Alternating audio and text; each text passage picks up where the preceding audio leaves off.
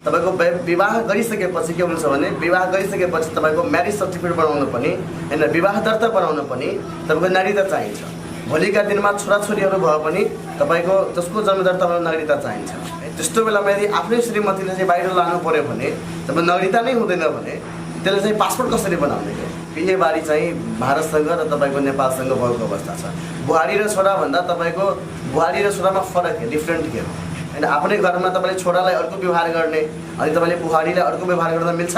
त्यस इन्डियामा गोर्खा रेजिमेन्टका जुन साथीहरू छन् त्यसलाई पनि नेपाली नागरिकता चाहिँ खारिज गर्ने भनेर अर्को प्रावधान चाहिँ नेपाल सरकारले सुरु गरेको छ।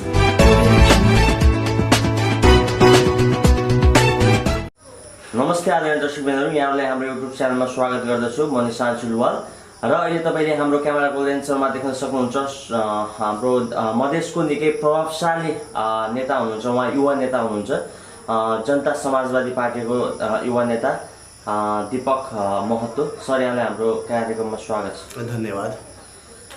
तपाईँ अहिले पछिल्लो समयमा मधेसको राजनीतिलाई कसरी निहालिरहनु भएको छ सर? धन्यवाद प्रश्नको लागि। एक्चुअली यहाँलाई थाहा नै छ पछिल्लो समयमा मधेसमा मधेसी जनताको अधिकारलाई चाहिँ सुनिश्चित गर्न हिजोका दिनमा विभिन्न पार्टीहरू स्थापना भएका थिए। मधेसलाई चाहिँ समृद्ध बनाउन र मधेसी जनतालाई अधिकार सम्पन्न बनाउन। र अहिले चाहिँ के छ भने पछिल्लो चरणमा यहाँलाई थाहा नै छ हामीले एउटै विचार बोकेका दलहरू, खासमा मधेसवेश दलहरू जुन थिए राष्ट्रिय जनता पार्टी र समाजवादी पार्टी, तिनीहरू चाहिँ पछिल्लो चरणमा युनिफिकेसन गरेर एकता गरेर अहिले चाहिँ हामीले चाहिँ एउटा चाहिँ वैकल्पिक शक्तिको परिकल्पना गरेर अहिले चाहिँ हामी चाहिँ जनता समाजवादी पार्टी बनाएका छौँ।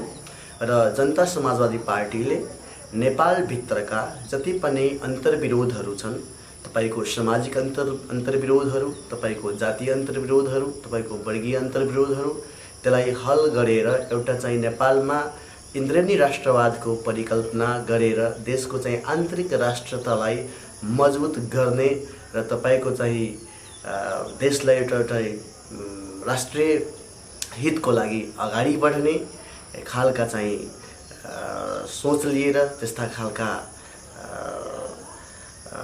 विचारलाई लिएर हामी चाहिँ अगाडि बढिरहेका छौँ। र यसका साथसाथै नेपालमा जसरी तपाईको विकास र समृद्धिका जुन एजेन्डाहरू उठेका छन् त्यसलाई चाहिँ सम्बोधन गर्नका लागि, त्यसलाई अगाडि बढाउनका लागि जनता समाजवादी पार्टी गठन भएको छ। र हाम्रो चाहिँ मुख्य लक्ष्य भनेको खासमा दुईटा छ। यो देशमा सर्वप्रथम जनता समाजवादी पार्टीले यो देशको आन्तरिक राष्ट्रियतालाई मजबुत गर्नुपर्छ अनि बल्ल चाहिँ बाह्य राष्ट्रता मजबुत हुन्छ। र अर्को कुराहरू भनेको नेपालको जनताको आवश्यकता र अभिभारा अनुकूल तपाईको हामी अब समृद्धिको युगमा अगाडि बढेका छौँ। र फलतः हामी अब जनता समाजवादी पार्टीले यो देशको विकास र समृद्धिमा योगदान पुर्याउनुपर्छ। र योगदानकै लागि यो देशलाई चाहिँ विकास गर्नकै लागि, यो देशलाई समृद्ध बनाउनका लागि र एकताबद्ध बनाउनका लागि हामीले चाहिँ जनता समाजवादी पार्टी बनाएका छौँ। सरिता गिरी पनि तपाईहरुकै पार्टीको सांसद हुनुहुन्थ्यो, तपाईँ उहाँको पक्षमा कि विपक्षमा? सरिता गिरीजी हाम्रो पार्टीका श्रेष्ठ नेता हुनुहुन्थ्यो र पछिल्लो अवस्थामा वास्तवमा जहाँ देशको कुरा उठ्छन्, जहाँ राष्ट्रको कुरा उठ्छन्, पहिला राष्ट्र हो, पहिला देश हो, पहिला जनता हो, त्यसपछि बल्ल पार्टी र त्यसपछि बल्ल नेता। यहाँहरूलाई थाहा नै छ पछिल्लो चरणमा भारत र नेपालको जुन सीमा विवाद उब्जिएको बेलामा हाम्रो संविधानमा निशान चिन्ह परिवर्तन गर्ने पक्षमा हाम्रो पार्टी र देशका जति पनि पार्टीहरू छन् सबै एक ठाउँमा उभिएको बेलामा हाम्रो पूर्व माननीय सरिता गिरीज्यूले हाम्रो चाहिँ पार्टीको व्हिपलाई र देशको चाहिँ हितमा तपाईको निशान चिन्ह परिवर्तन गर्नुपर्ने पक्षमा उहाँ चाहिँ खडा हुनु भएन। र उहाँको जुन अभिव्यक्तिहरू आए त्यो चाहिँ सीमामा जुन विवादहरू उत्पन्न भएका थिए त्यसलाई चाहिँ अझै बाझिने खालका चाहिँ अभिव्यक्ति दिएका हुनाले वास्तवमा देशको उनको अभिव्यक्ति हितमा थिएन, पार्टीको पनि हितमा थिएन। फलत हामीले चाहिँ सरिता गिरीलाई कारबाही गर्न बाध्य भयौँ र हामीले स्पष्टीकरण पनि सोध्ने चाहिँ प्रयास गरेका थियौँ। सरिता गिरीजी पार्टीभित्र स्पष्टीकरण पनि दिनु भएन र आफ्नो चाहिँ भनाइहरू पनि सही ढङ्गले चाहिँ राख्नु भएन। तसर्थ हामीले चाहिँ जो चाहिँ राष्ट्रको विरुद्धमा जसले चाहिँ विखण्डनकारी नारा लाउँछन्, जसले चाहिँ नेपालको अहितमा कुरा गर्छन्, जसले चाहिँ तपाईको राष्ट्रिय अखण्डताको विरुद्धमा, नेपालको स्वाधीनताको विरुद्धमा, नेपालको सर्वसत्ताको विरुद्धमा, नेपालको सार्वभौमिकताको विरुद्धमा यदि जोसुकै नेताले पनि यदि कुरा गर्यो भने त्यसलाई चाहिँ पार्टीमा संरक्षण गर्ने छुट कसैलाई छैन। त्यसलाई हामी चाहिँ कारबाही नै गर्छौँ। तपाईँ एमसीसीको पक्षमा कि विपक्षमा? अब पक्ष विपक्ष भन्दा पनि कस्तो हुन्छ भने अब बाहिरबाट जुनसुकै हामीले सम्झौता गर्दाखेरि के हुन्छ भने अब पक्ष विपक्ष वास्तवमा छुट्याउनु चाहिँ स्वाभाविक कुरा हो। तर मैले यदि वास्तवमा आफ्नो विचार राख्ने हो भने जुनसुकै फरेन इन्भेस्टमेन्ट चाहिँ हामीले चाहिँ नेपालभित्र ल्याउने हो भने हैन, त्यसको चाहिँ पहिला नै सही ढङ्गले चाहिँ त्यसको अध्ययन अनुसन्धान, त्यसको सही ढङ्गले चाहिँ मापदण्ड गरेर बल्ल चाहिँ नेपालमा ल्याउनुपर्छ। म पूर्ण रूपमा एमसीसीको विरोधी त होइन, तर एमसीसीमा कतिपय तपाईको मुद्दाहरू छन्, कतिपय तपाईको चाहिँ पोइन्टहरू छन्, हो त्यसलाई चाहिँ पुनरावलोकन गरेर सबैभन्दा घातक पोइन्ट कुन लाग्छ तपाईँलाई? सबैभन्दा घातक कुरा चाहिँ के छ भन्दाखेरि अब त्यसमा कतिपय चाहिँ मुद्दाहरू छन्, त्यसले चाहिँ हाम्रो संविधानभन्दा पनि माथिका कुराहरू गरेका रहेछन् हैन। एमसीसीले जस्तो कि फरेन इन्भेस्टमेन्ट ल्यायो, अब त्यसको चाहिँ खोज अनुसन्धान गर्दै चाहिँ नेपाल सरकारलाई कुनै प्रकारको चाहिँ अधिकार दिएको छैन। त्यसमा लेखापालहरू तपाईको अकाउन्टेन्टहरू नियुक्तिका कुराहरू छन्, त्यसमा कर्मचारी भर्नाका कुराहरू छन्, त्यसमा चाहिँ अमेरिकन सरकारले चाहिँ मन परी गर्ने खालका कुराहरू छन्। त्यसलाई संरक्षणको लागि हाम्रो यहाँसँग नेपाली सेना छन्, हामीसँग हामीसँग तपाईँको थल सेना छँदैछ, एपीएफ छ, नेपाल पुलिस छ हैन। र यति हाम्रो चाहिँ आफ्नै सुरक्षा प्रणाली बलियो हुँदाहुँदै पनि अमेरिकन जुन सुरक्षा प्रणालीहरूको जुन कुरा भएको छ एमसीसी भित्र, अमेरिकन सुरक्षाकर्मी आफ्नो चाहिँ स्रोत र साधनलाई चाहिँ रक्षा गर्नको लागि, एमसीसीलाई चाहिँ रक्षा गर्नको लागि हामीले अमेरिकन सेक्युरिटिजहरू जुन नेपालमा ल्याउने कुरा छ, यसमा चाहिँ हाम्रो पनि विमति छ। तर समग्रमा यदि हाम्रा देशका चाहिँ विकास र समृद्धिका लागि वास्तवमा फरेन इन्भेस्टमेन्ट एकदमै अति आवश्यक छ। किनभने जबसम्म हामीले आफ्नो देशभित्रका स्रोत र साधनलाई सही ढङ्गले समयमा परिचालन गरेनौँ भने मुलुक वास्तवमा जुन गतिमा अहिले अगाडि बढेको छ तपाईँलाई थाहै छ। देशमा तपाईँको महँगी, बेरोजगारी, तपाईँको गरिबी जस्ता कुराहरू दिनानुदिन बढ्दै गइरहेको छ।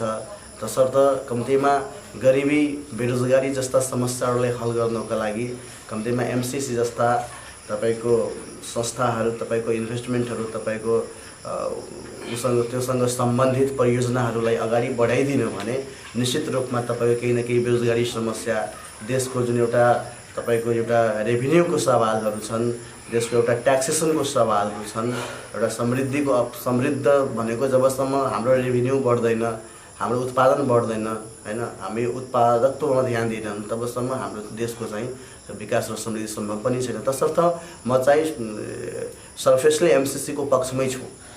एमसीसीको पक्षमा भन्दा नि सर, देश तथा विदेशमा भएका सम्पूर्ण एकदम धेरैभन्दा धेरै जनताहरू चाहिँ एमसीसीको विरोध गरिरहेको बेला यसको बुदा संशोधन गर्न भन्दातर्फ पनि एमसीसी नो एमसीसी भनेर चाहिँ तपाईँहरू अघि बढ्न सक्ने कि नसक्ने? सरकारलाई हामीले चाहिँ नो एमसीसी, हाम्रो पार्टीको आधिकारिक धारणा अहिलेसम्म एमसीसी बारेमा खासै, तपाईँ त पक्षमा छु भनिसक्नु भएको छ एमसीसीको होइन? पक्षमा छु, तर हामीले चाहिँ नो एमसीसी भनेर पार्टीले त्यस्तो आधिकारिक निर्णय चाहिँ गरेका छैन। तसर्थ एमसीसीको बारेमा कतिपय कुराहरू मैले अघि पनि भने, मैले आफै पनि केही कुराहरू अध्ययन गरेको छु। नो एमसीसी भन्ने अवस्था छ। तपाईँले केही समय पहिला भन्नुभएको थियो पहिला देश त्यसपछि पार्टी जनता। सबैभन्दा पहिला पार्टी कि देश? देश भने स्वाभाविक हो, देश रहेको पार्टी हुन्छ। नो एमसीसी त तपाईँले भन्न सक्नु पर्ने सर, किनकि धेरै जनता 90% भन्दा बढी जनता चाहिँ एमसीसी नो एमसीसी हामीलाई चाहिँदैन, बरु हामी माग्छौँ। नो एमसीसीको सवालमा यसरी छ कि तपाईँले जुन कुरा उठाउनु भयो त्यसरी त बीआरआई पनि छ, तपाईँको अब जति पनि ट्रिटीहरू भएको छ हैन, त्यो चाहिँ हजुर। जति पनि ट्रिटीहरू भएको छ त्यसलाई चाहिँ हामी जहिले पनि तपाईँको चाहिँ निकृष्ट तरिकाले चाहिँ हेर्ने हो भने नकारात्मक दृष्टिकोणले हेर्नु हो भने होइन तपाईँको जति पनि यहाँ चाहिँ बाटोघाटो बनिरहेको छ इन्डो पेसिफिक जुन संस्थाहरू आएको छ यहाँ त सबैलाई स्टप गर्नु पऱ्यो नि, सबैलाई चाहिँ रोक्नु पऱ्यो नि। त्यसरी चाहिँ हामीले चाहिँ कुनै पनि चाहिँ फरेन इन्भेस्टमेन्टहरू चाहिँ नेपालमा ल्याउँदै गर्दाखेरि हाम्रो चाहिँ नियत नै कस्तो छ भने राष्ट्रवादी भइदिने होइन, कुकल्पित कुराहरू गरिदिने र सम्झौतालाई जसरी पनि खारिज गराएर एउटा राष्ट्रवादी बन्ने त्यस्तो खालका जुन तपाईँको नस्लीय चिन्तनहरू देखिएको छ। खासमा यसले चाहिँ कसैलाई हित गर्दैन।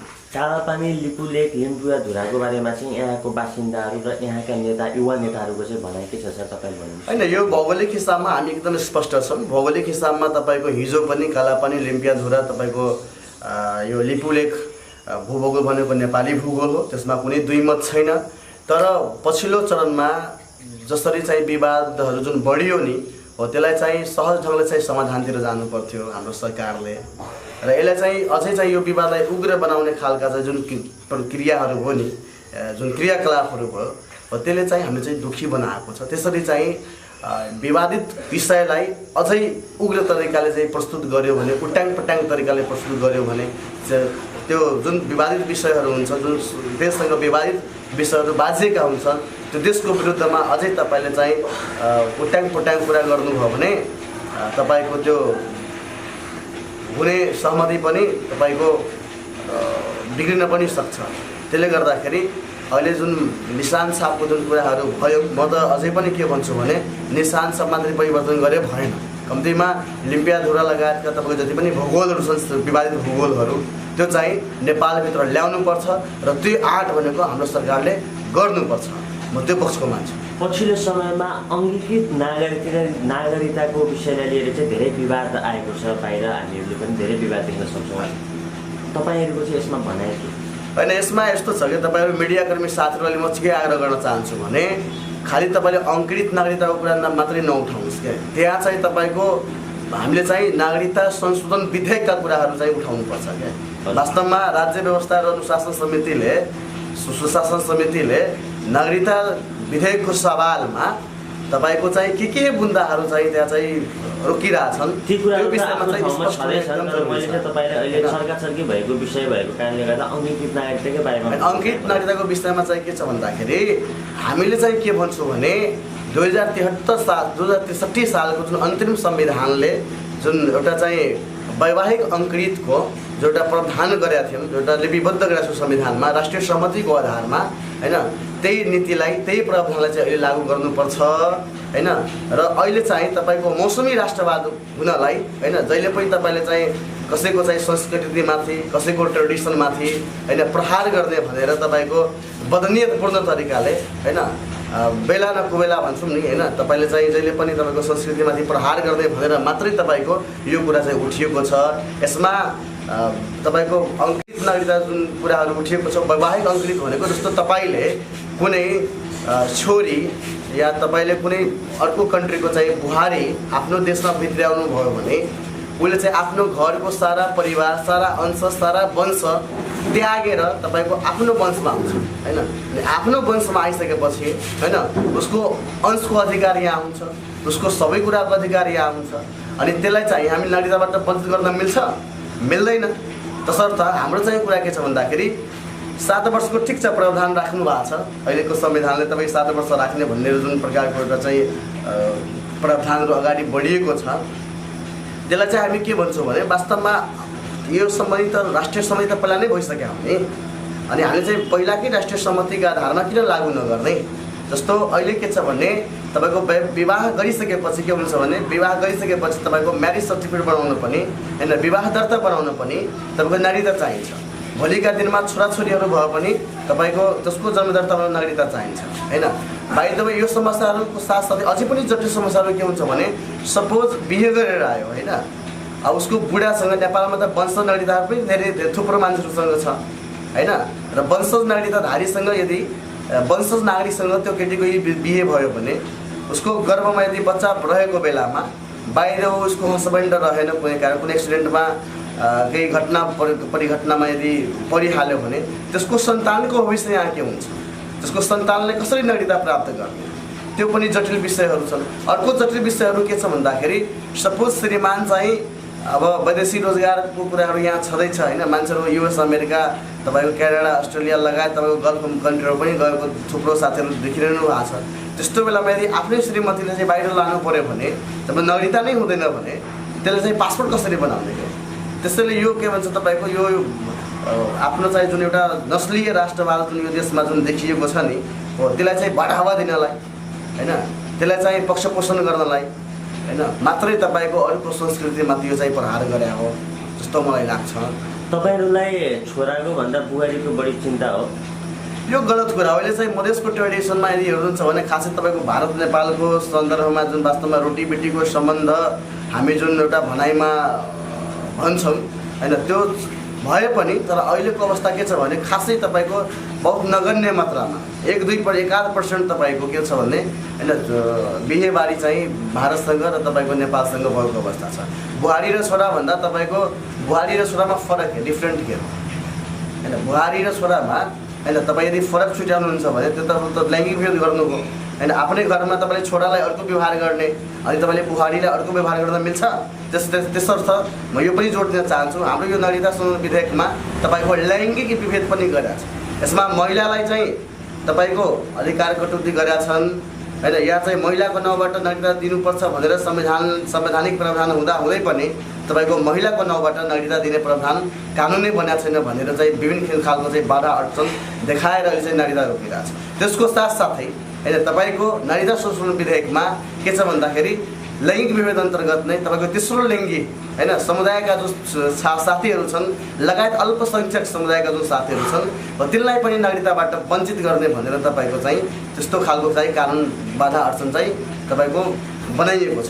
अर्को कुरा के छ भन्दाखेरि जो चाहिँ गोर्खा रेजिमेन्टमा काम गरेका जुन साथीहरू छन् नेपाली नागरिकहरू छन् जो बेलायतमा जुन नेपाली के अरे नेपाल आर्मीहरू छन् तपाईँको इन्डियामा गोर्खा रेजिमेन्टका जुन साथीहरू छन् तिनलाई पनि नेपाली नागरिकता चाहिँ खारिज गर्ने भनेर अर्को प्रावधान चाहिँ नेपाल सरकारले सुरु गरेको छ। हामीले चाहिँ नागरिकता विभेद अन्तर्गत नागरिकता विधेयक अन्तर्गत हो यी यावत विषयहरू चाहिँ यो देशको हितमा छैन। यो एकदमै तपाईँको भोलि गएर जस्तो अहिले तपाईँले गोर्खा आर्मीलाई चाहिँ नागरिकता खारिज गर्नु भने त्यसको भावना नेपालप्रति के हुने हो होइन। त्यसर्थ चाहिँ यस्तो खालको चाहिँ तपाईँको चाहिँ यो राष्ट्रवादको नाउँमा होइन यस्तो खालको चाहिँ रोटी सेक्ने काम गर्नु हुँदैन।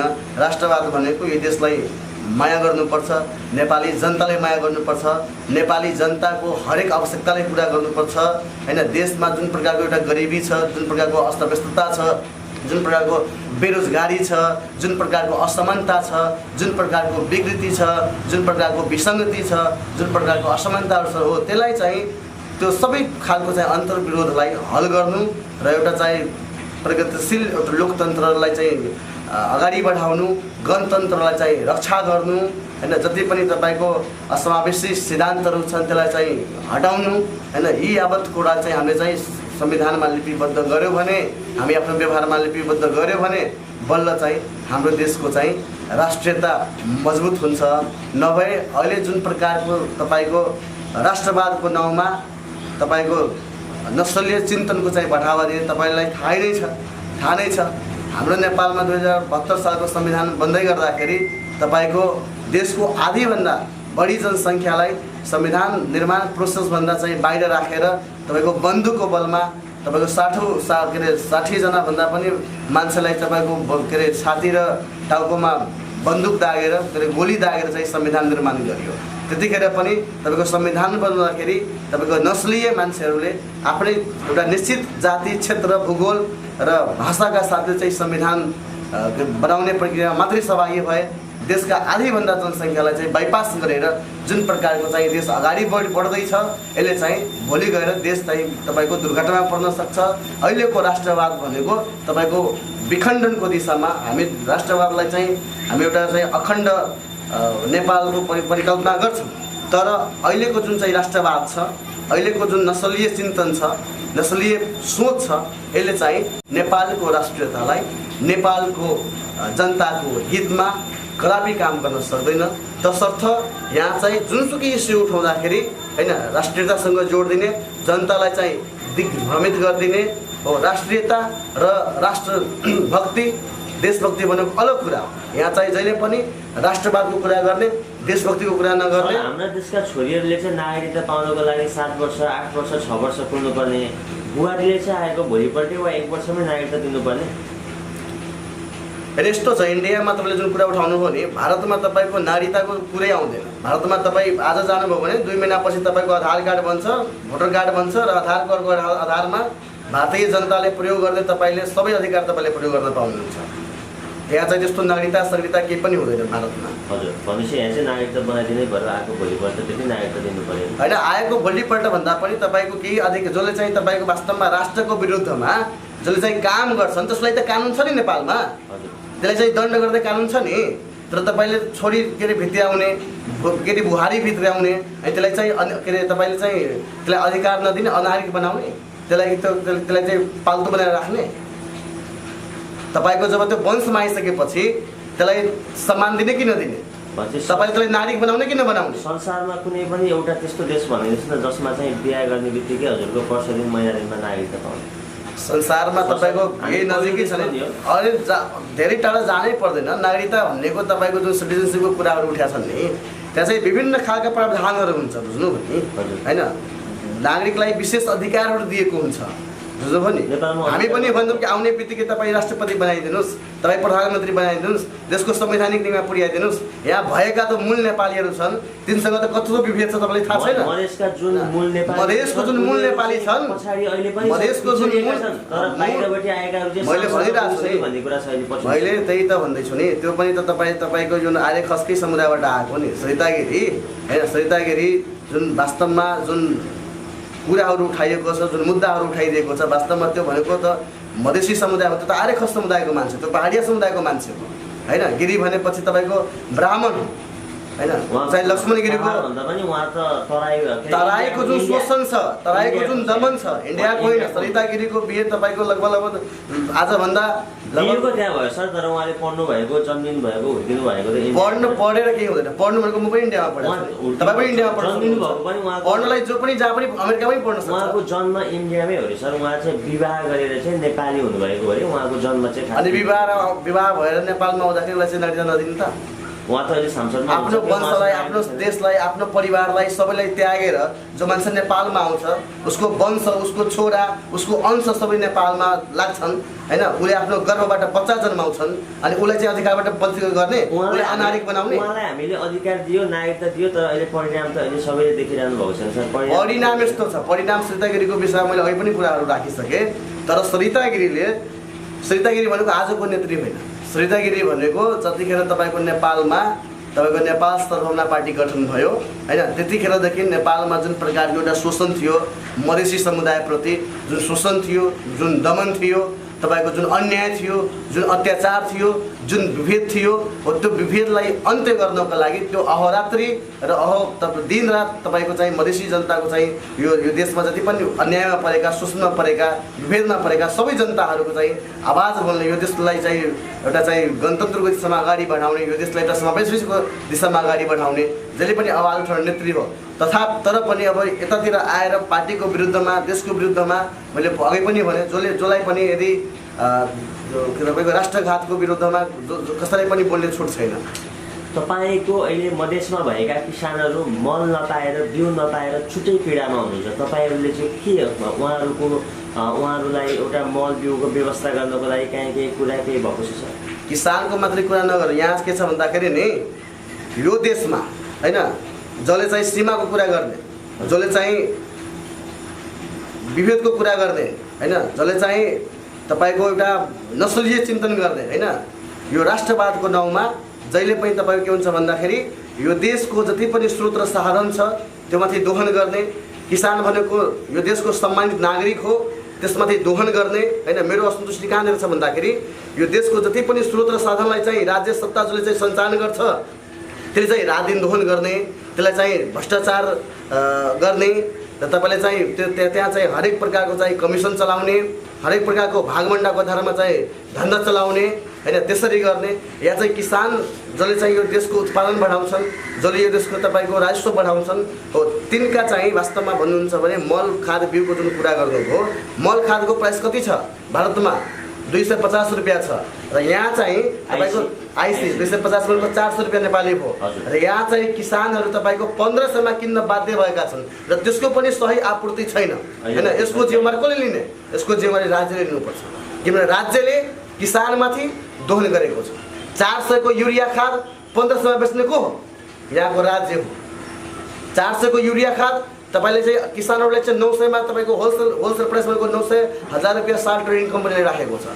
आखिरमा 400 रुपैयाँ कमिसन खाने चाहिँ को नेपाल सरकार हामी चाहिँ सेवा सुविधाका कुराहरू गर्छौं नेपाली जनताको जति पनि सेवा सुविधाका कुराहरू हुन्छन् त्यो सबमा ट्याक्स बढाउने चाहिँ को नेपाल सरकार त्यसले गर्दाखेरि म थोरै जोड दिन्छु यो देशलाई यो देशको जनतालाई शोषण गर्ने आर्थिक शोषण गर्ने सामाजिक शोषण गर्ने राज्य भनेको कहिले पनि लोक कल्याणकारी राज्य हुन सक्दैन यो देशको जनतालाई शोषण गर्ने आर्थिक रूपमा ऋणमा डुबाउने यो सरकार कहिले पनि राष्ट्रवादी सरकार हुन सक्दैन तसर्थ यहाँ चाहिँ के हुन्छ भने जहिले पनि कुकल्पित कुरा गर्ने जहिले पनि भाषाको कुरा गरिदिने जहिले पनि संस्कारको कुरा गरिदिने जहिले पनि सीमाको कुरा गरिदिने यस्ता कुराहरू चाहिँ गरेर तपाईले चाहिँ एक खालको जुन यहाँ चरित्र जुन देखिएको छ आफू मात्रै राष्ट्रवादी अरू सबै राष्ट्रघाती जस्तो खालको यहाँ जुन चरित्र चाहिँ बन्दैछ हो यसले चाहिँ कुनै पनि समस्याको चाहिँ हल गर्दैन हस् हस् सर तपाईँ सर हामीहरूले धेरै नै कुरा गऱ्यौँ यहाँको अमूल्य समयको लागि धन्यवाद धन्यवाद यहाँहरूलाई पनि अन्तिममा केही हामीहरूले सोध्न छुट्याएको तपाईँहरूले भन्न चाहेको केही त्यस्तो प्रश्नहरू उत्तरहरू छ भने तपाईँ सर मेरो जिज्ञासा यहाँ के छ भन्दाखेरि नि हामी यहाँ चाहिँ धेरै ठुलो चाहिँ एउटा कन्ट्राडिक्सन के छ भन्दाखेरि हामी मधेसी जुन समुदाय छ यो देशको जुन थारू समुदायहरू छन् यो देशको जुन जनजाति समुदायहरू छन् हो तिनीहरूको चाहिँ राष्ट्रियतामाथि जहिले पनि शङ्का गर्ने जहिले पनि प्रश्न गर्ने हैन तर जबकि यो देशको तपाईको मधेसी समुदाय भनेको यो देशको धरतीपुत्र हो यो देशलाई माया गर्ने समुदाय हो यो देशको माटोलाई माया गर्ने समुदाय हो र हाम्रो चाहिँ देशभक्तिमाथि हो हामी देशभक्त नेपाली हो म यो भन्न चाहन्छु तपाईको मिडियाबाट मधेसी समुदाय जनजाति समुदाय तपाईको जो अल्पसंख्यकहरू छन् जो पिछडाहरू छन् जो विभेदमा परेका समुदायहरू छन् एकदम तपाईको देशभक्त तपाईको उसको हरेक रगतमा तपाईको देशभक्ति छ र जहिले पनि तपाईको यहाँ के छ भन्दाखेरि उसकै आचरण उसकै संस्कारलाई चाहिँ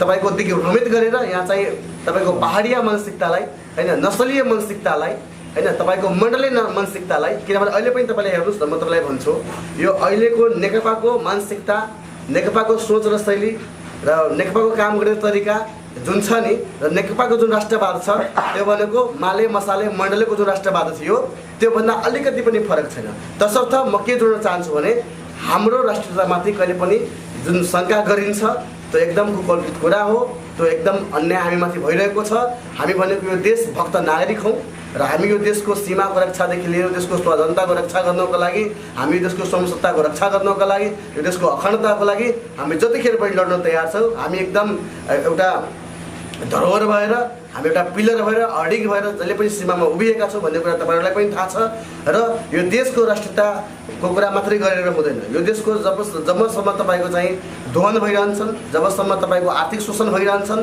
जनतामाथिको आर्थिक शोषण भइरहन्छ तबसम्म राष्ट्रियता बलियो हुँदैन एकातिर राष्ट्रियताको कुरा गर्ने अर्कातिर राज्यलाई लुट्ने त्यसले गर्दाखेरि राज्यलाई कमजोर बनाउने राज्यलाई लुट्ने राज्यलाई चाहिँ राज्यको चाहिँ ढुकुटीलाई बाँडफाँड गर्ने हो यो तरिकाले चाहिँ कहिले पनि राष्ट्र बलियो हुँदैन राष्ट्रियता बलियो हुँदैन तसर्थ राष्ट्रियता बलियो हुनलाई देशभित्रको आन्तरिक राष्ट्रियतालाई मजबुत गरौँ र देशमा एउटा सुशासन कायम गरौँ अनि बल्ल चाहिँ हाम्रो राष्ट्रियता मजबुत हुन्छ र देश एउटा एकताबद्ध हुन्छ भन्ने कुराहरुमा राख्दै यहाँहरुबाट अब स्वास्थ्य समयको लागि धन्यवाद।